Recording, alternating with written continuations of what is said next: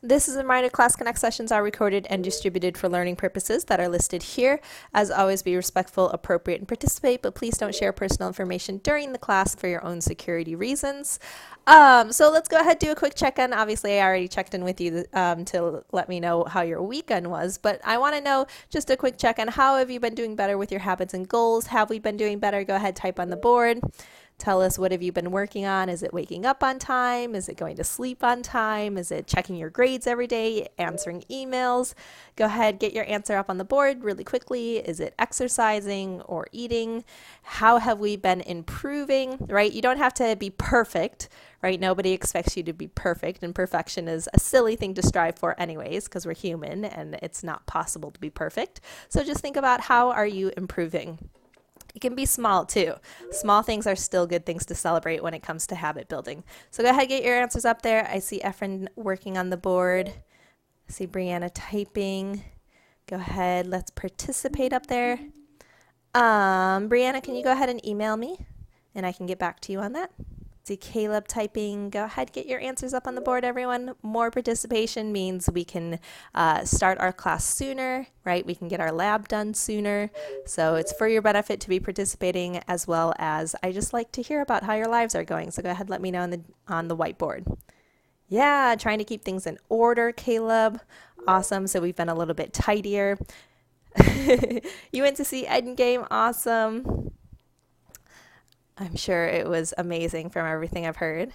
See Dorian typing, Ethan typing. All right, I still have no answers up here. I need answers up here before we can continue working today. So we'll go ahead and we will wait until we get some answers up here. All right, focus. No, you cannot spoil it. I haven't even seen it. Don't make me turn your chat off. All right, I'm still waiting for responses up here. We will wait until we have responses up here, which means that you are currently using up your time that we could be using on the lab to get that done.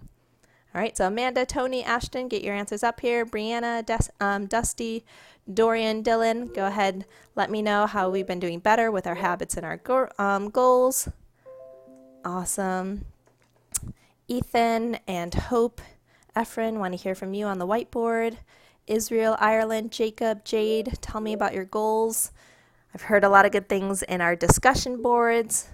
Want to make sure that we're talking as a class as well, though. Jackie, Jasmine, Caleb. Awesome. There we go.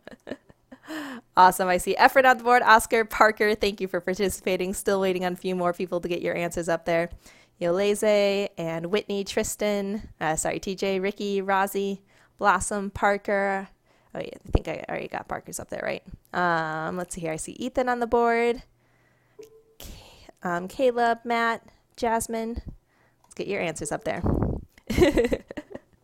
All right, let's see here. Keep on working up there. Parker, you said you're doing good. You're keeping up with your assignments. Awesome. Let's see here. Efren, you went to see Endgame last night, ended at 1:30 in the morning, so you are still sleeping a little bit late. It's definitely, that happens every once in a while, right? Where you just go to sleep a little bit later, even if it's your goal to get to sleep earlier. Sometimes life happens, right? Excellent. All right, I see. Let's see here. Continue to try and not put off work. Awesome. Remember that strategy we talked about in one of our classes, where it's like sometimes you just need to start, just tell yourself you're going to do 5 minutes, and oftentimes you'll end up doing more, just because you'll kind of get into it, right? Jackie said you've been slacking, but hopefully you'll do better this week. Yeah, definitely, no worries, right? We've still got plenty of time to do well this quarter, and plenty of time to continue doing well in life in general, right? Been doing assignments. Awesome, Jasmine. Looking good. All right. I'm glad that these things are going well for you. We're going to keep on, again, working on whatever goals you want, right? So it could be school related. It could be life related. So let's go ahead and get started up here. So we should have our attendance ticket open. I've got 3 green checks. I need way more green checks. Caleb, you said you're trying to keep up with your work. I love it. Green checks once we have our ticket open. There it is in the chat box. There's the links and the password. Let's make sure we've got that. Awesome. 10 green checks. Looks like we're not having any issues getting in, so I'm going to keep on going. All right, we are on day 12 out of 45. We are starting our third week out of 9. So today we are going to be doing a super simple lab on gas laws. I say simple in that the steps are easy. Obviously, it's always you have to think critically to come to your correct conclusions, right? But in terms of the steps, it's super simple. There's no Google stuff involved. It's all just in there, and it's only 3 questions. All of your labs so far have been 4 questions, so this is only 3. No, Parker, there are 6 labs in total, remember, and each lab is worth the same as an exam, and there's only 2 exams, so 6 labs, 2 exams. That means your labs are actually more important than your exams. Smiley faces, everyone, if that makes sense. I know I remind you guys of this a lot, but I do really want to emphasize so we don't get to the end of the quarter and freak out and realize, I should have done my labs, right? No, Efren, you come and you ask for help, and then you do really well on them. So you just got to be asking for help, right, everyone? That's what those support sessions are for. Yeah, looking good. All right, so taking a look at this, we will have our game day tomorrow, so that'll be fun. Make sure you come participate, get your 50 points in class, and then we will be starting unit number 4.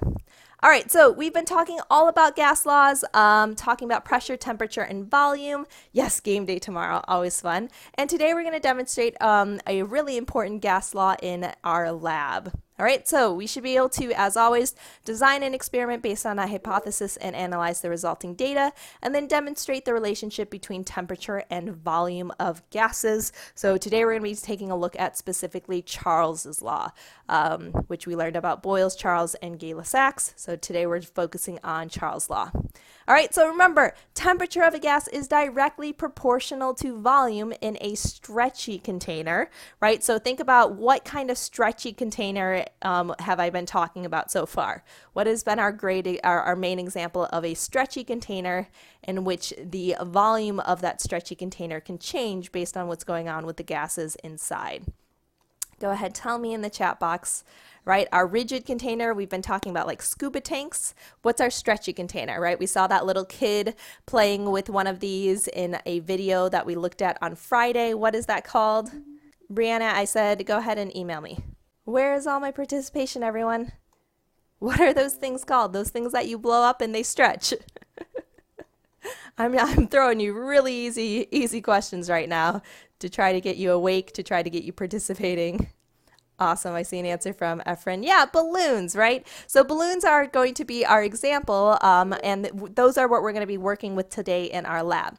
So this is a quick reminder that as we increase, Dorian, please, I think you already emailed. I'll get back to you with that email, okay? I just haven't had a chance to today, okay?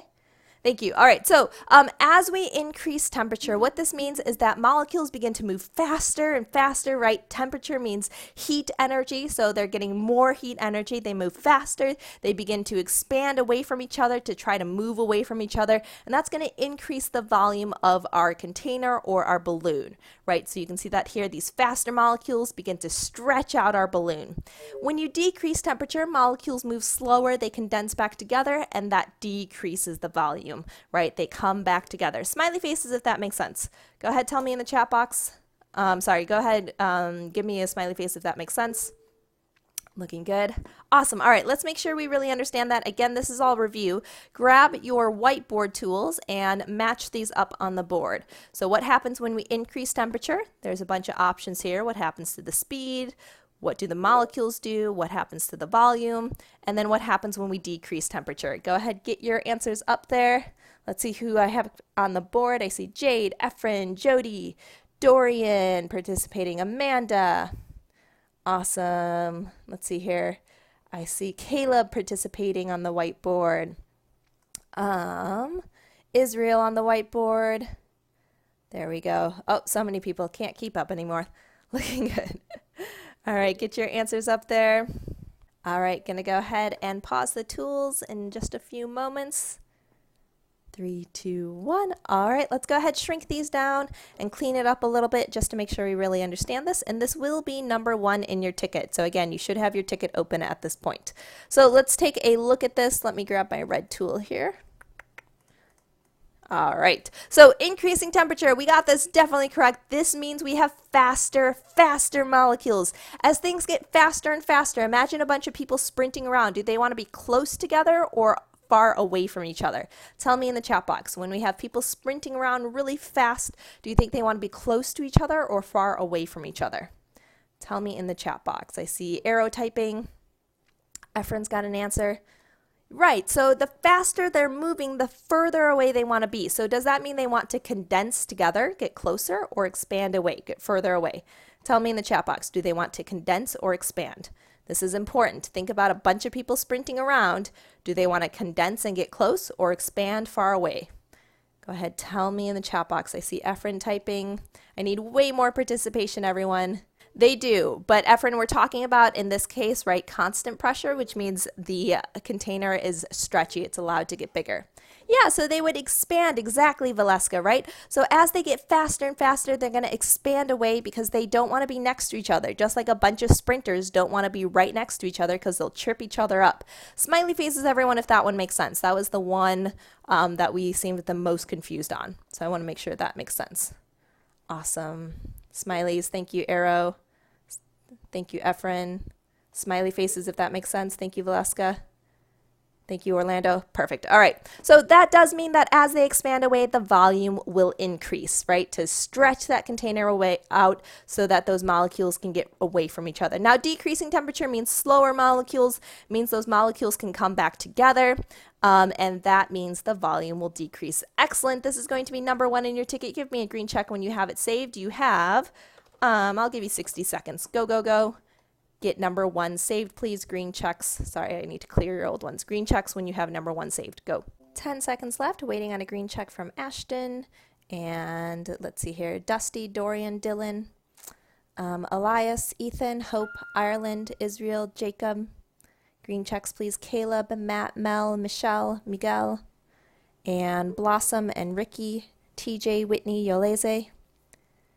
Green checks, green checks.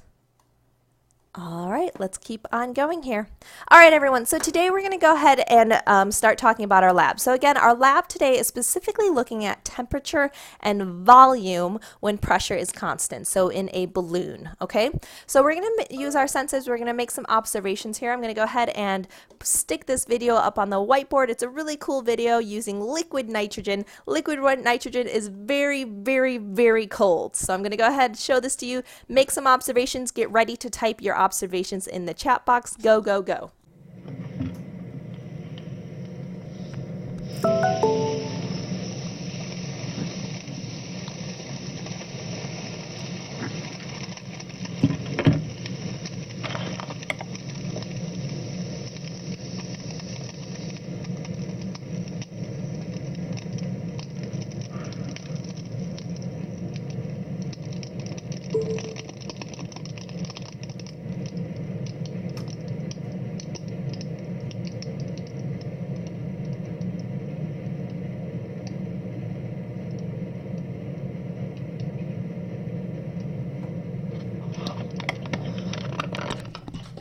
All right, green checks. All right, looks like you're finishing up. Cool, all right, tell me in the chat box, what did you see happen? What happened as that liquid nitrogen got poured on? I know, always exciting if it pops, right? Go ahead, tell me in the chat box, what did you observe? Some really cool stuff happened here. Go ahead, tell me in the chat box. Hi, Justin, good to see you. Awesome, I see Caleb typing, I see Ireland typing. So it didn't quite melt, right? If it had melted, right, it wouldn't have turned back into the balloon that we know, right? When latex melts, that looks a little bit different. Yeah, exactly, Ireland. It definitely got smaller though, right? So it deflated, it went flat, exactly, Caleb. So it shrank down, went flat. You could even hear it, right? It got all that crinkly noise when as it shrank down. Awesome. And then what it started to inflate, right? So as soon as they stopped pouring the really cold liquid nitrogen on it, right, it got a lot bigger and it got back to its regular size. Isn't that super cool? We got to play with some liquid nitrogen like a month ago, and I tried to get a video of me actually doing it, but I only got the last part, so I had to show you this one. I'll try it again the next time I have some liquid nitrogen to play with. Cool. I know, it's super cool, right? It's awesome. All right. So that being said, something really important happens here. So again, in the first part, right, we had some, let's see here, we had liquid nitrogen, which makes it really what? What happens to the temperature with liquid nitrogen? With liquid nitrogen, what happens to the temperature of the balloon? Does it get hot? Does it get cold? What's happening with temperature? Arrow says it goes down, right? Yeah, dermatologists use it to freeze off warts. Yeah, it gets very cold. So liquid nitrogen means it's getting very, very, very cold. And again, what happened to the size of the balloon? It got very cold, so what happened to the size of the balloon? Tell me in the chat box. Yeah, the temperature goes down. That's what Arrow was saying. Yeah, it got smaller, right? So it got very cold, and then the size of the balloon got much smaller, right? What does that mean is happening to that gas? Is that gas expanding or condensing? If the balloon's getting smaller, is the gas expanding? Are those molecules moving away? Or are they condensing, moving closer? Yeah, they're condensing, right? So the gas molecules inside are the ones that are actually doing the work. So those gas molecules are condensing. Awesome. All right, now as soon as they got rid of the liquid nitrogen, as soon as they stopped pouring that on, right, it got warmer. And as it got warmer, again, tell me what happens to the size of the balloon. What's happening to those molecules? All right, so it got warmer, it expanded, right? So those gas molecules expand away. And what happens to the size of the balloon? As those gas molecules expand, what happens to the size of the balloon? Yeah, it gets bigger, exactly. So the balloon gets bigger. Okay, so this is a great and very extreme demonstration of what we just talked about. Smiley faces if that demo helps you understand that concept a little bit better. Okay, you can do the same thing yourself. You can grab a balloon and you can stick it in the freezer, and then when you go to check on it later, you'll see that it has shrunk a great deal. Okay, so today we are taking a look at the relationship between two things. So we're going to take a look at the temperature of a balloon versus the size or diameter of a balloon. And that size of the balloon, again, is really demonstrating the idea of those gas molecules, what those gas molecules are doing. Yes, I know, right? After the spray can, yeah, explosion. That was a crazy video on Friday.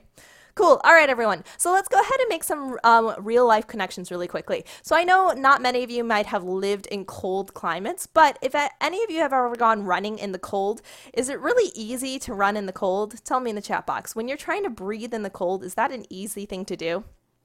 What do you guys think? No, it is much harder to breathe in the cold. All right, so I don't know if you guys know this, but if you're running, you get tired a lot faster when it's cold out because it's harder to breathe. So let's go ahead and actually talk about why that happens. This has to do with Charles's law. Yeah, you get thirsty too because it's not humid, right? So it's stealing all of your moisture from you, so you'll get thirsty. Yeah, so let's go ahead. Charles' law, this is the actual equation for it. You don't need to memorize this, but it's very useful for us to understand this real life connection. So what it is it says the volume of cold air divided by the temperature of cold air is actually proportional or equal to the volume of warm air divided by the temperature of warm air. So let's go ahead and work on this together. So it's a cold day. Imagine it's a cold day. It's 14 degrees Fahrenheit. Okay, which like in Minnesota this year was like a good day during the winter. So 14 degrees Fahrenheit, which is equal to 263 Kelvin. When we use this equation, we need to use Kelvin. So I already provided that for you in Kelvin. Okay. Now your lungs, right, are the same temperature as your body. And if you've ever used a thermometer on your body, you know that your body should be around 98 degrees Fahrenheit. Okay, smiley faces if that makes sense. So that's why I chose this temperature for your lungs. Okay, your lungs are the same temperature as your body. Okay, and that's about 310 degrees Kelvin. Again, you have to use Kelvin when we're using this equation. So I've already provided that for you. Now, that being said, your lungs in general can fit about 500 milliliters, okay, half a liter of warm air. Okay, so just say an average person can fit about 500 milliliters of warm air. So right now, our question is, how much of the cold air can we actually inhale, right, before it expands in our lungs because of that warmth? Okay, so let's go ahead and actually plug this in. So the volume of the cold air, we don't know that yet. So I'm just going to leave that as VC. We don't actually know what that is yet. Do we know the temperature of the cold air? take a look at our problem, our word problem over here. What's the temperature of the cold air? Of the cold air, cold air. Okay, so 14 Fahrenheit, but again, I need to use Kelvin. So what number should I actually plug in for the temperature of the cold air? Can't use Fahrenheit, have to use the Kelvin version. Awesome. All right, so we're going to plug in 263 Kelvin here, 263 Kelvin. All right, and on the other side, this is going to be equal to the volume of the warm air. How much warm air did I say you could breathe in that your lungs can fit? Tell me in the chat box. Everybody, we need participation all across the board. Again, the faster we participate, the better we're learning, the faster we can get to the lab stuff. So it's for your own good to participate because it helps your learning and it helps us get through class. Work together, please. The volume of the warm air, the amount of warm air, volume, not a temperature, right? Fahrenheit is a temperature. I want milliliters. Milliliters. Yeah, 500 milliliters, right? So we can fit 500 milliliters, right? So we can fit 500 milliliters of warm air. And what's the temperature of our warm lungs again? What is the temperature of our warm lungs in Kelvin? In Kelvin with K. Okay, temperature of our warm lungs. Yeah, 310 Kelvin. Awesome. All right, so now we need to do a little bit of math, but don't worry, we've done math in the past. We can do it again. So can I divide a variable by a number? Is that possible for me to do yet? Can I divide a letter by a number? Is that really a thing I can do? No, so I'm going to leave that as that is. So I'm going to leave this as VC, right, divided by 263 Kelvin, all right, equal to, so equal to, here we go, 500 divided by 310. Can we do that? Go ahead and use a calculator, use your phone, divide 500 by 310, and tell me what does that equal. You can also use your computer calculator. All right, so 500 divided by 310, what does that equal? 500 divided by 310. Tell me in the chat box, what does that equal? 500 divided by 310. You need to use your calculator. You need to participate. Awesome. I see an answer from Caleb. Need more participation. 500 divided by 310. I see Efren typing. I see Dorian typing. Awesome. I see Jackie typing. Again, reinforce your own learning, participate, work together. Yeah, so we should be getting 1.61. That's also what I got. Awesome. Now, the last thing that we need to do is we need to get the variable by itself. So in order to do that, we need to get rid of the number that's next to it. And we can do that by doing the inverse or opposite function. So what is the inverse or opposite of dividing by 263? What's the opposite or inverse function of division? Tell me in the chat box. What would be the opposite of dividing? Yeah, instead we're going to multiply, right? So we're going to multiply by 263 on this side. And whatever I do to one side, I also need to do where, right? We reviewed this in the past. Whatever I do to one side, I also need to do where? Yes, on the other side as well. So I'm going to also multiply by 263 on the other side. So what this does is whenever you do an inverse function that actually divides or cancels it out, so we can actually get rid of that. So now all I'm left with is my variable, the volume of cold air. And go ahead, use your calculators one more time. What is 1.63 times 263? Sorry, 1.61. 1.61 times 263, what do I get? I see Efren's got an answer for me. Caleb's got an answer. Awesome. There we go. Yes, so we end up with about 423.43 milliliters. So think back to what this actually means. This means that you can only breathe in 423.43 milliliters of cold air before it hits your lungs and then expands to its 500 milliliters of warm air. So what does this mean? Does this mean we're getting more or less oxygen when it's cold?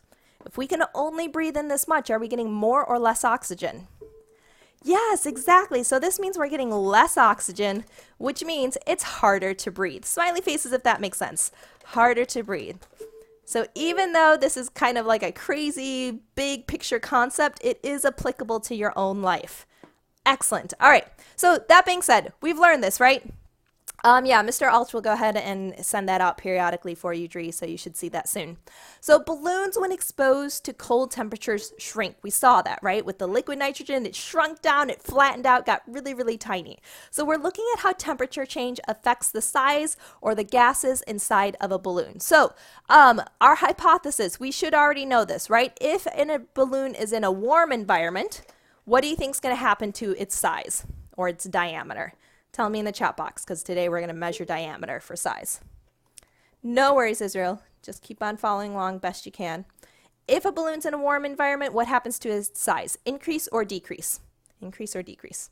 What do we think? All right, after that balloon started warming up, what happened to its size? Got an answer from Efren. I see arrow typing. I see Amanda typing. Then size of balloon. Balloon size increases. Awesome. Or you can say the opposite in a cold environment, like when the liquid nitrogen got poured on it. What do we expect will happen with its size? Then balloon size will do what? Balloon size. Awesome. Efren, arrow. Ireland. Dorian, I see you typing too. Yeah, it decreases. Okay, give me a smiley face if you guys feel good about this. Okay, this is our hypothesis for this one. All right, we have a lot of evidence behind it. We should feel pretty confident. Awesome. All right, good. So that being said, we're going to go ahead and send out your 3C lab right now. So Mr. Alt is going to send out those links right now. Again, if your computer can't handle having both the ticket and the lab open, then it's fine. Just take pictures instead. Just use your phone or take screenshots using your keyboard, because I don't want you to make your computer crash.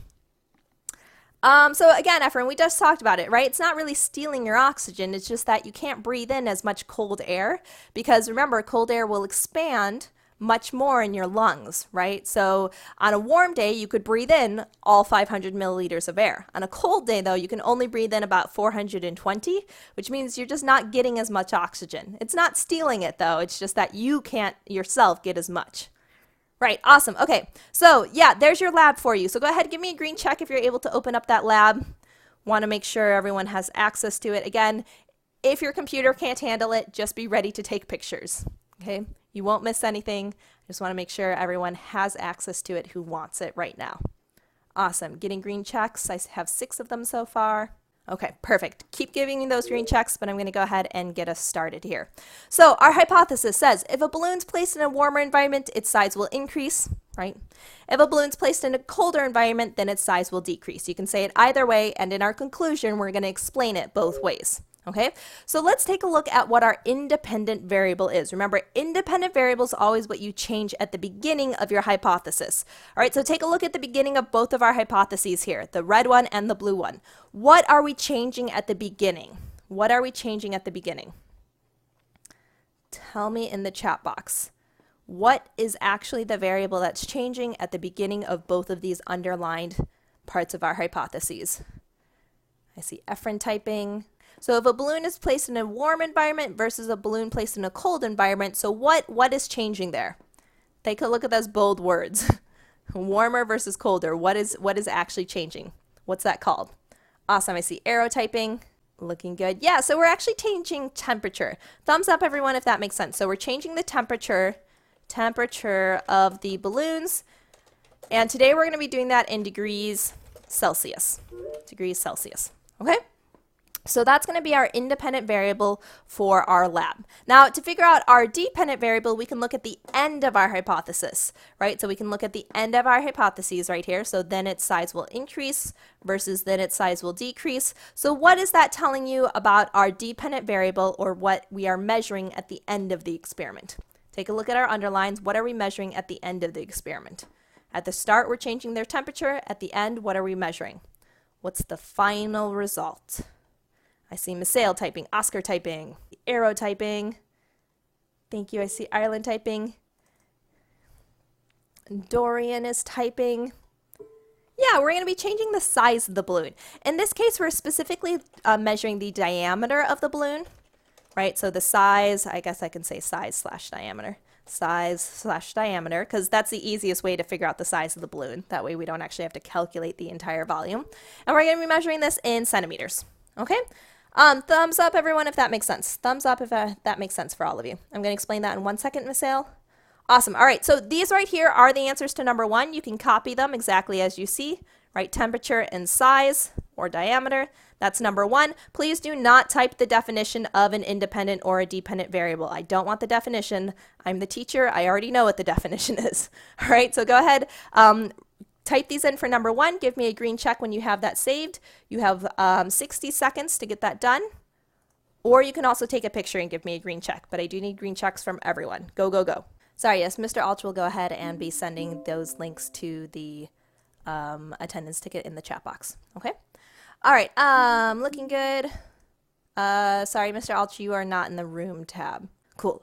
All right, looking good. Waiting on green checks from Andres, Ashton, Bree, Dusty, Dree, Dylan, Efren, Elias, Ethan, Hope, Jacob, Jasmine, Caleb, Matt, Miguel, Blossom, Kayvon, Rozzy, Ricky, TJ, Whitney, Yolese, green checks if you have number 1 for your lab saved. Again, I'm giving you answers to number 1 in your lab.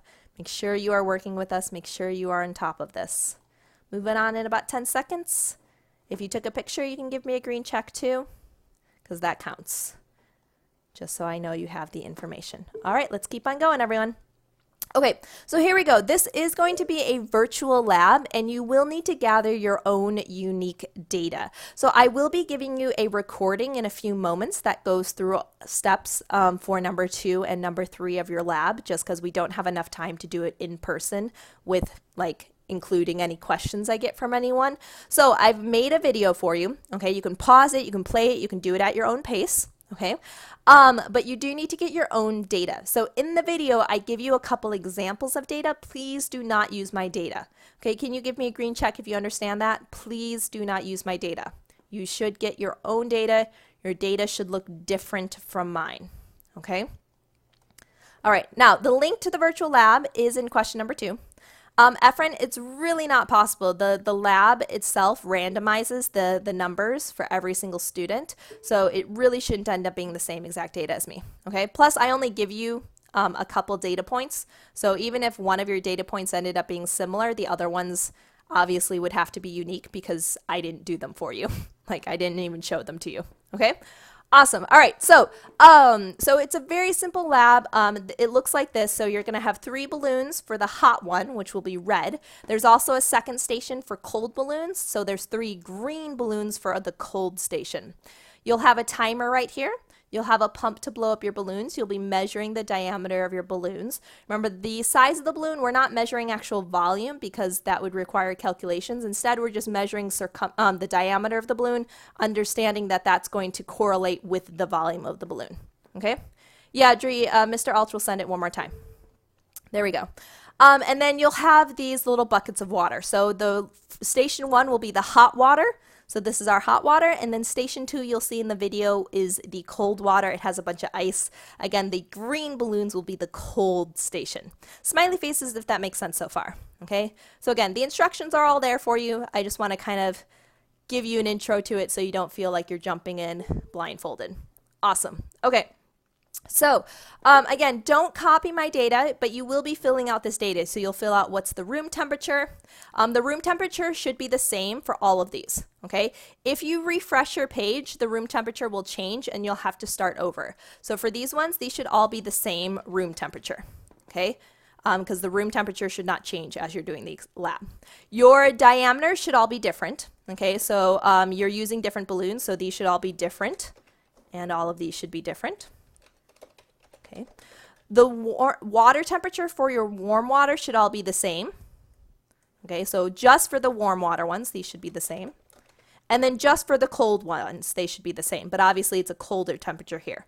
So I think it's 50 degrees for most of you for your warm and 5 degrees for your cold. That's what it should be about. Okay. And then the diameter after cooling, the diameter after cooling or heating should also be different because, again, they're different balloons. Okay, so these should be different and these should all be different. Smiley faces if that makes sense. Okay, I would really highly recommend taking a picture of this right now or making sure you go back to it in the recording because this will help you make sure that your lab is filled in correctly. So you should see your room temperature is the same for every trial. Water temperature for the first 3 is the same. Water temperature for the last 3 is the same. And all of your diameters should be different. Okay, perfect. All right, everyone. So that being said, I'm going to go ahead and send you the link to the video here. All right, so here's the link to the video. This is the safe share version. I'll also send the YouTube version. case that works better for you. Okay, it takes about 12 minutes of collecting data, so it's super fast. You'll just go back and forth between the hot and cold stations. I'll show you how to do that. That way you don't have to wait all 4 minutes for the timer to end. You can be doing something else during that time. So after each step, pause the video, complete that step, then keep on playing. Do it that way you don't get confused, okay? So don't try to do it as fast as I'm doing it. Just go at your own pace. Thumbs up, everyone, if that makes sense. Thumbs up, everyone, if that makes sense. Hello students, so at this point in class we have already answered question number 1. Remember, for question number 1 you should write what the actual variable is for the independent and dependent in the experiment. Please do not write the definition of what an independent or dependent variable is. I already know the definition, that's not what I'm asking for. So moving on to question number 2, we're going to go ahead and actually fill in our data table. This is really nice because for this lab we don't need to use any Google Sheets for this. So all you need to do is you're going to click where it says click here, Gas Laws Virtual Lab link, and that's going to open this up. Remember, if it says to click to enable Adobe Flash, just click on it and click allow. If for some reason you get a different warning that looks like this, don't click on the red button. Instead, just click right above it. There's a little thing that should say run Adobe Flash or activate Adobe Flash. It doesn't look like a button, but it is a button. So click on that and that'll allow you to see your virtual lab. So at this point, go ahead and click begin the lab and put on your gloves, and we'll go ahead and then click start. And that will open up your lab right here. And this is what it looks like. So today we're only going to be using station number 1 and station number 2. So here's station number 1 with the red balloons, and then station number 2 with the green balloons. So you can remember red balloons for hot, because this will be our warm one, and then green balloons for cold, so that'll be our cold one. And again, please do not use station number 3. That is not a station that we're going to use for this lab. So what we're going to do, I'm going to have this open side by side. This should take you about 12 minutes of data collecting, because we're going to start the hot one and then move over to the cold one, start the cold one, and then go back to our hot one and finish up that one, that trial, and then go back to the cold one, finish that one up, and then we'll do that back and forth for 12 minutes. So super short, super easy to get all of your data. Remember, after each step, please pause the video, complete the step, and then do it in your own lab. That way you aren't falling behind or getting confused about any of that. All right, so here we go. I'm going to go ahead and open this up right here. So the first thing that we want to do here is we are going to measure the room temperature based on what it says in here. Now, please make sure you don't refresh at any time. You want to make sure that your room temperature is always the same. So you need to get all of your data at the same time, because if you refresh this number will change and your data will change. Please remember that you should be collecting your own unique data. Nobody ends up with the same data, so at no point should you end up with all of the same numbers as me, because I will know that you just copied mine. So my room temperature is 20.8 degrees Celsius. So I'm going to go ahead and put 20.8. And again, it should be the same for every single trial. So trial 1, trial 2, trial 3 should all have a room temperature of 20.8. Same thing with trials 4, 5, and 6, which will be with the green balloons, the cold balloons, but the room temperature will still be the same in order to keep this consistent. So then what we need to do is we're going to blow up our balloon. So I'm going to go ahead and click on a balloon, and then click to drop it onto the pump. Okay. Then all you need to do is come over here, click the handle. It'll make a little C shape with the hand, and then you can click on it, and that will blow it up. And now we're going to measure it, the diameter at room temperature. So you click on the balloon to pick it up. You're going to click over here just in this empty space. Click once, and that will drop it in. And then you're going to click and drag, click once and then just drag it over the calipers right here in order to measure this. So then you do need to zoom in. So if you go up to this menu and you click screen zoom, you can zoom all the way in. If you need to zoom even more, you can actually use your browser zoom. And you want to get as exact of a number as you can. At no point should you have whole numbers. You should have decimal numbers if you are measuring correctly. For the most part, most of these will end up being decimals. So I can see this is about 5 dashes past 14. So this would therefore be 14.5. So that 0.5 showing 5 dashes past 14. All right, so that's my diameter at room temperature, and this is for my first balloon. You'll notice that I do have 3 balloons that I will be needing to do. So this is just for balloon number 1. Then I'm going to go ahead and I'm going to grab this lid off of here. Sorry, let me zoom back out here. So I'm going to go ahead, grab this lid off and just drop it to the side. Click to drop it. And then you do need to measure the temperature inside the hot water. So you're going to go ahead, leave it at medium, leave it on. You're going to grab your thermometer right here and just click in here to drop the thermometer in. And then just wait until it stabilizes. And there we go. Okay, so the water temperature for me right now is 50. Remember, you should make sure that yours is measured for your lab, so 50.0. And for the hot water balloons, so trials 1 through 3s, the hot water should all be the same. Obviously, for the cold water, that one will be different. But for the hot water, I can fill these all in as the same. They should all be the same. Again, don't refresh your page because otherwise you'll mess up your data. Okay, so that's what we have there. So now all I need to do is I'm going to drop this balloon, sorry, take your thermometer out, and then drop your balloon in. And you can just click in here to kind of drop it in. And then you're going to go ahead and put the lid on. And now we're going to start our timer. So you'll see our timer is already at 4 minutes. You're going to click start to start that timer. And it's going to begin counting down. Now, obviously, if we had to wait for 4 minutes and then do another trial, another 4 minutes, another 4 minutes, that would take 12 minutes, plus then having to do the cold ones would take 24 minutes in total. But instead, we're just going to set up the cold one already while we're waiting for the warm one, and that's going to drastically cut down on our time. So I'm going to go over to trial number 2 while I'm waiting, or sorry, to the cold station, the green station while I'm waiting, and I'm going to go ahead and do the exact same thing, but now with the cold water. So I'm going to scroll down to my, you can see here, cooled balloon, which are in the cool colors to make it less confusing. And we're going to do the same exact process. So I'm going to go ahead, I've already recorded the room temperature, should be the same for all 6 trials, 20.8. So now I'm going to go ahead and blow up my balloon.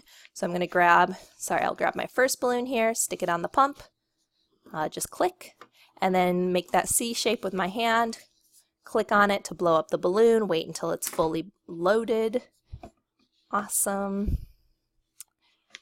And then once it's ready, you'll click on the balloon, click between the edges of the calipers, and then click right here just a single time, drag it over, click again to let go. And then we'll zoom in and measure this one. And again, all of your balloons should end up different sizes. Okay, so every single diameter should end up being different if you've done it correctly. If I see that numbers are being the same in this second column, this diameter at room temperature, I will know that you did not do this correctly. So now I'm going to go ahead. I do see that this is about 3 dashes past 15, so that would make it 15.3. 3 dashes past 15. So I'll zoom back out here, and now I just need to measure the temperature of my water, drop my balloon in, and wait for 4 minutes. So I'm going to click on the lid here. I'm going to grab my thermometer and drop that in and wait till it settles at a temperature. Okay, and remember for the cold water ones, all of these should have the same water temperature. Obviously not the same as the hot waters. These ones are all 50 degrees. For these ones though, these ones for me should all be 5.0. Again, make sure you measure your own. And again, make sure the water temperature for trials 4 through 6 should all be the same. Okay, the cold temperature, trials 1 through 3 for the hot temperature should all be the same, but obviously much warmer than these ones. Okay, so now we've got that. All I need to do is take that thermometer back out. We're going to click on our balloon, then click in this empty spot, put the lid back on, and start a timer for 4 minutes. All right, so that station number 2 is now set up. Remember, we did have station number 1 running. So station number 1 has about 1 minute left.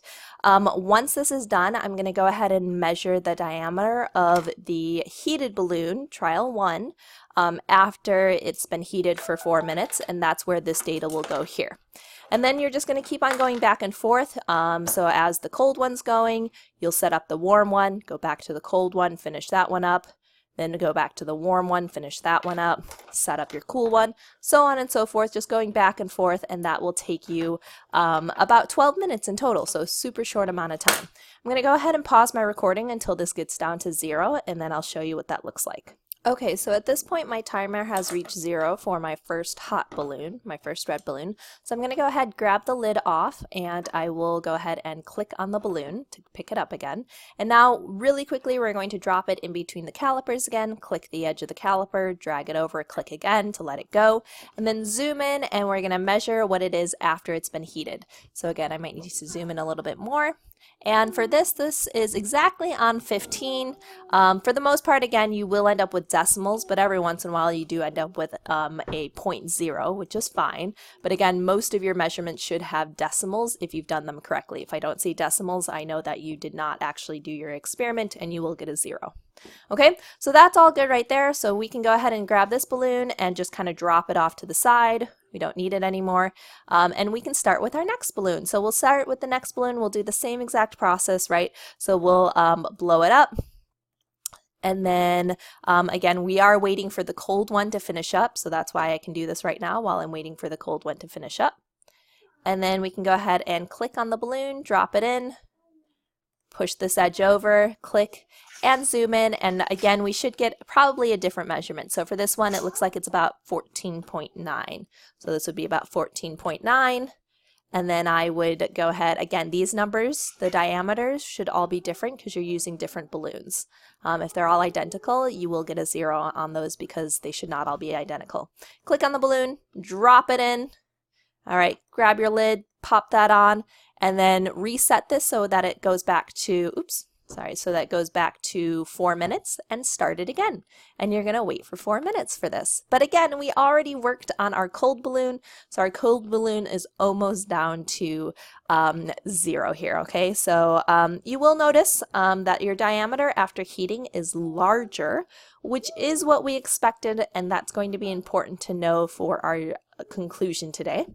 And we are expecting that our cold balloon's diameter after being cooled should be smaller. So that's our hypothesis. Hopefully that is what happens. I'm going to go ahead and pause this and then come back when this timer for the cold balloon, trial number 4, our first cold balloon, hits 0.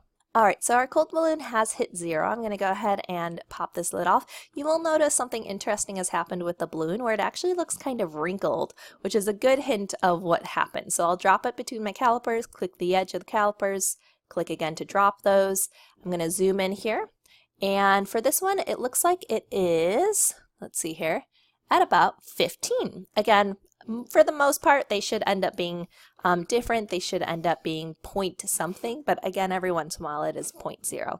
So we do see that it gets smaller for the cold balloon, which so far should make sense based on everything we just talked about in class.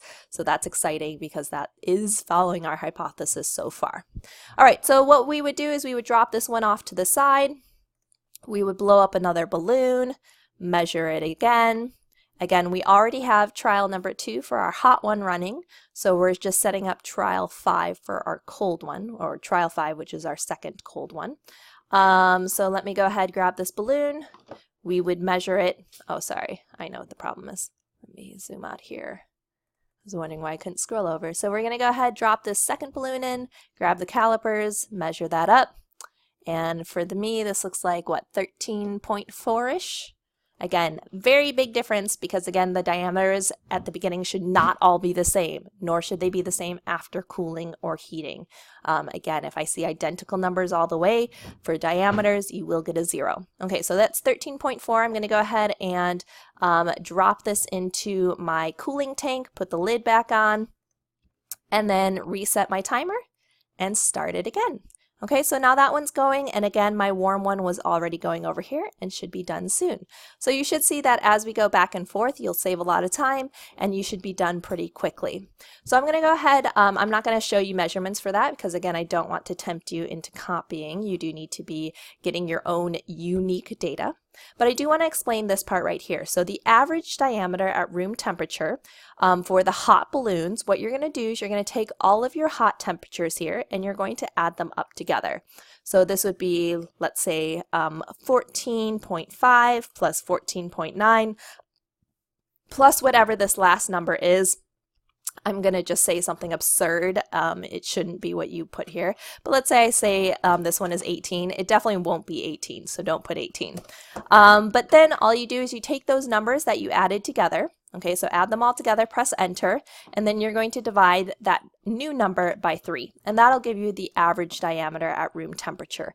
And that's what you're going to put there. So for me, if this really was 18, my average diameter would end up being 15.8. Again, not what actually happens. Then you'll do the same thing for after heating. You'll take these 3 numbers, so 15 plus the red number plus the yellow number, add those 3 up and press enter. Okay, so add all 3, press enter. So add all 3 and press enter. And then you'll go ahead and divide by the number 3, and that will give you the average. Okay? So then you'll need to do the same exact thing with the cold ones.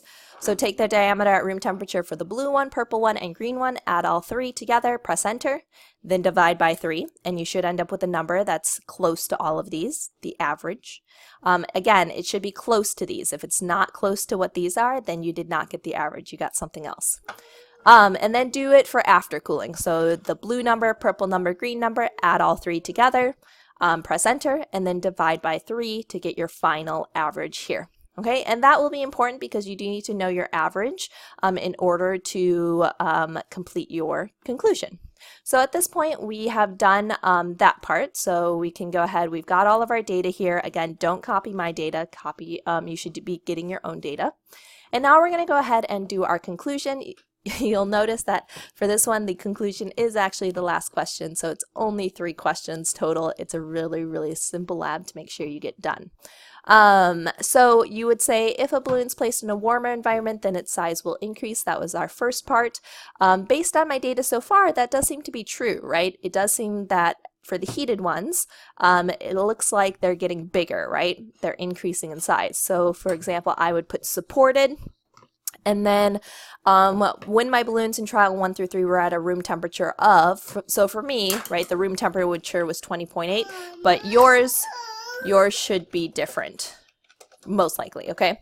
Again, most of your numbers should not be the same as me. Every time you refresh the lab, the numbers change.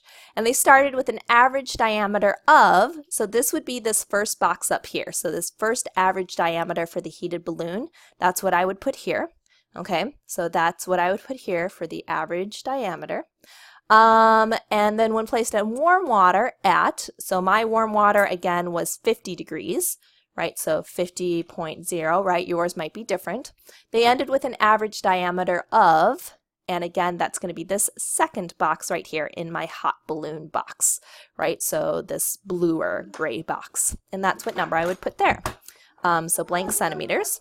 And then this proves that for me, again, so far it looks like my warm balloons are increasing in size. So balloons increased in size, okay? You would do the same exact thing for the second part of your hypothesis, right? So you would say support or disprove for cold environment that they'll decrease. So far, my data does show that they are decreasing in size. 15.3 to 15 is a decrease. So supported or disproved. And then at room temperature, again, my room temperature was 20.8. Yours should be different. They started with an average diameter of, so that would be this first number in my cold box, right, the bottom box. And then when placed in cold water at 5 degrees for me, right, yours might be different, they ended with an average of this diameter, this blue-gray box, again, in my bottom table for my cool ones. Don't mix these up. Make sure you're using your bottom table for the second part. That would be your centimeters. And again, this would prove that in a cold environment, so far, it looks like they decreased in size. So that should help you with your conclusion. And at that point, you're totally done. So easy peasy, no graphing involved. You're just analyzing that data. All right, so you would submit it and then make sure it gets fully submitted so that it can be graded within, we'll get your grades to you within 48 to 72 hours. So 2 to 3 days. Thanks so much, everyone. Make sure you finish up in class and let me know if you have any questions. See you guys later. Efren, you can use either one, okay? So there's the Safe Share version or the YouTube version. I personally would just use the YouTube version, but I know some people like the Safe Share version because the Safe Share version is not as distracting. Okay, excellent, everyone. All right, so that being said, I know this says we'll reconvene 1 minute before class is over, but honestly, that's only going to give you like 2 minutes of time to work together, to work on this with the video. So I'm going to go ahead and actually just wrap us up now. Is that okay? Go ahead, let me know in the chat box. Does that work for you guys? If I just let you wrap up and start on the video now? Because otherwise I feel like, yeah, okay, that's what I thought.